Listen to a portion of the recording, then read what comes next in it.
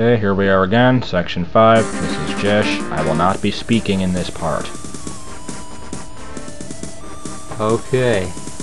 Well, as we briefly mentioned in the last one, the whole Big Dark thing was like one of the most major points of the whole game. When it was revealed to me, like, I was very surprised, and I didn't even know like how he could do it. But in the end, it's like very easy on how it's done, but it gives a great effect. So yeah, like, rarely do you see many, well, Zelda Classic quests that have like a deep plot, and this one at least attempts to have one. This is actually no exception. The plot isn't that deep. I don't know. At the beginning of the game, it doesn't seem like there's any plot at all, and then, like, I guess at the end, it is all thrown at you. And actually, there's like a little thing after level 2 that was just inserted, where new Dick Dark is seen, and he's like, "Damn it, he's already gone," or something like that. And that was not there until very recently. I decided his appearance should be less random, and it should come in earlier in the game. Yeah. So basically, what I meant was there's like interesting plot twists, which seems like uncommon in video games, and so. And also, I basically came into the project at the point where he turns into Big Dark. Everything before here was basically completely Josh, and I don't know, I can't really tell if there's like a noticeable difference in the game as you play it, but this is what level 7 and level 8 and some of the stuff afterwards I like had a big part in. So level 7, I remember very clearly doing all of it. Much of the tiles are used from the Mega Man quest, Dr. Wily's Revenge, once again, but a lot are either edited or completely made by us, like the boxes I made. Yeah, I don't know. The development stage for level 7 was horrible, because this was after the expo, and, like... Waffle.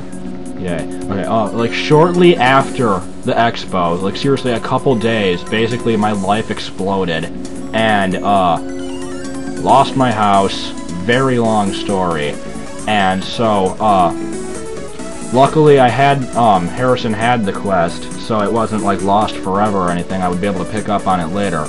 And so, during this downtime, where I was living in hotels for a long time,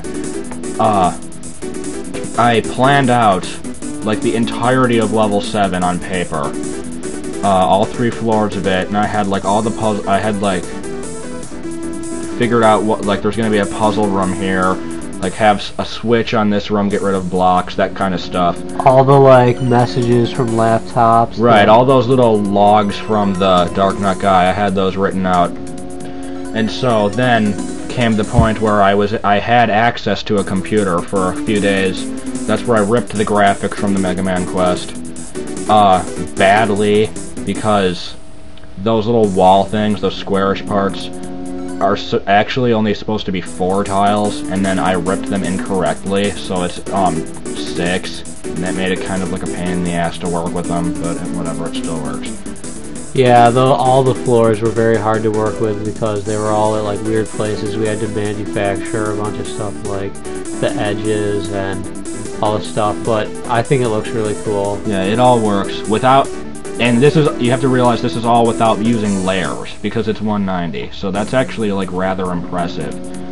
The best parts are the tiles with that is half like the laptop and a half wall, because somehow it managed to work out perfectly. Oh yeah, I remember that. I remember doing that. Though they're all different C sets, like, oh my god, because there were not enough colors, and like somehow I was able to get it. One quick thing here. If you just saw, I was sort of like shimmying across quickly using the hook shot. I think it's slightly faster, and also it just looks really funny. All right, so you can go on.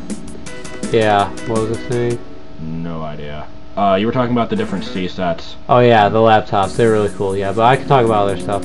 Yeah, I'm sure Josh has the feeling about most of the quests, but I just remember making, like, all the holes and, like, those pea hats.